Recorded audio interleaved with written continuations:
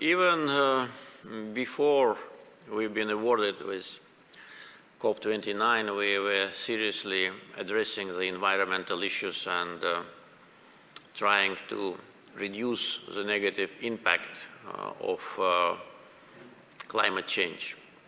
And as you correctly mentioned, everybody can see here, especially in summer when people go to the beaches, they see that the sea goes away year after year. And it has never been like that. I mean, there was a periods when the sea was coming and going, but that was a process. But now the sea only goes. And this is a serious problem for environment and also for trade. We have to dig more canals in order to accommodate the vessels. And if this shrinking of Caspian Sea continues like that, so we will face not only environmental, but serious issues related to connectivity. Because one of the important projects now being implemented, the middle corridor, is passing through Caspian Sea. So it's a variety of issues. We do a lot on environmental protection. Here, you lived here several years, you know our agenda on that. We do a lot on cleaning the Absheron Peninsula, and one of the prominent examples is the White City project, which was called Black City. I don't know whether all of you have been there, but if not, I would recommend just to go and to visit. We built city inside the city on the territory which was completely polluted for decades. And the part of Baku, which when we passed it by car, we always closed the windows because of the smell, and now is a demonstration of green city planning and delivery. And another example is BBA Bad Bay, which was part of the James Bond movie. And if you look if you watch that movie, you will see how it looked. But now it's one of the greenest parts of Baku. So many examples like that. But now we are also working actively on the water resources in Karabakh and Eastern Zangezur. We've been deprived from them during the times of occupation. Main rivers which have a source in Azerbaijan are situated exactly there. And during the times of occupation, Armenians were just closing the dams and depriving us from water in the season when we need it and opening in winter. So hundreds of thousands of hectares of Azerbaijan, which was supposed to be irrigated by water from Eastern Zangezur and Karabakh, were not irrigated. So now we are back. We are now controlling our water resources.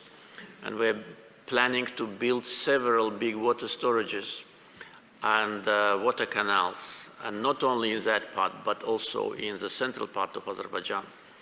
And our plans have been already announced, and really it will allow us to save every drop of water which now is just lost. We have in our old canals, we have a loss about 30%.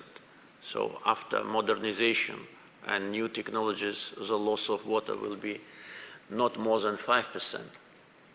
With respect to the transboundary rivers, this is the biggest concern because we cannot control that situation. And there are objective and subjective reasons. Objective, of course, is climate change.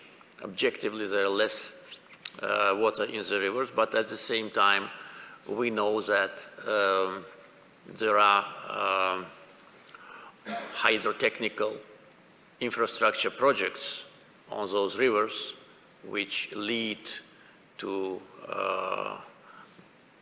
shallowing them. The same we see, for instance, in Volga River, because Volga River is a main source for Caspian Sea. And now when there are less water in the Volga River, obviously, so Caspian Sea shrinkage is not because of climate change. It's also because Volga is not feeding the sea properly as it should be. So of course, it is an issue of multilateral cooperation. And with our neighbors, we are trying to, we are actually addressing these issues, because if we don't take coordinated measures and proper steps, we all will suffer. But talking about in general with respect to results, we are committed to work actively with all the members. We have, I think, good opportunities for that. Chairing non-aligned movement for 4 years, gained a lot of friends for Azerbaijan who trust us. The countries of Global South, which Azerbaijan is part of, today need special attention. And of course, one of the issues of disagreement with respect to climate issues is the responsibility of developing, and underdeveloped countries. And this shared responsibility must be fair. And of course, negative contribution to climate problems must be also openly addressed. So we think that having these connections, also having good connections with many European countries, we can play a role of a coordinator or a bridge. At the same time, being a country rich with oil and gas allows us to have more interaction with oil and gas producing countries, and also to create a kind of a platform of responsibility for countries rich with oil and gas, because these countries, including Azerbaijan, must make serious steps. We already demonstrated that in the platform which is called OPEC+, when coordinated reduction of production led to stabilization of oil prices. We need to make coordinated efforts on financial contribution of those countries which produce oil and gas. And this will be absolutely objective. And we also are ready to do it.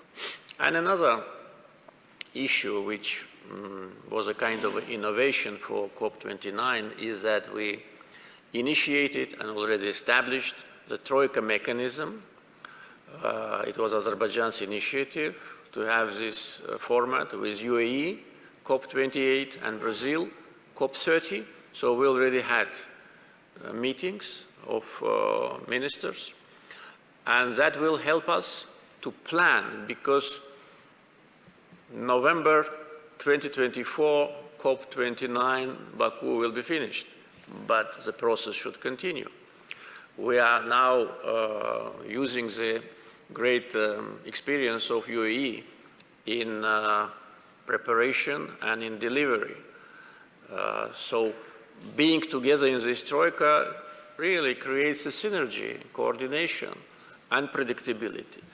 We have other plans with respect to ideas, but probably it's a little bit premature to disclose them. But we treat our chairmanship not only as an opportunity to demonstrate us, the country presentation, so forth, though it's important, but as an opportunity to contribute really to practical resolution of the most urgent issue on global arena. I'm very glad to see you, Mr. Ambassador. Hoş geldiniz. Welcome back.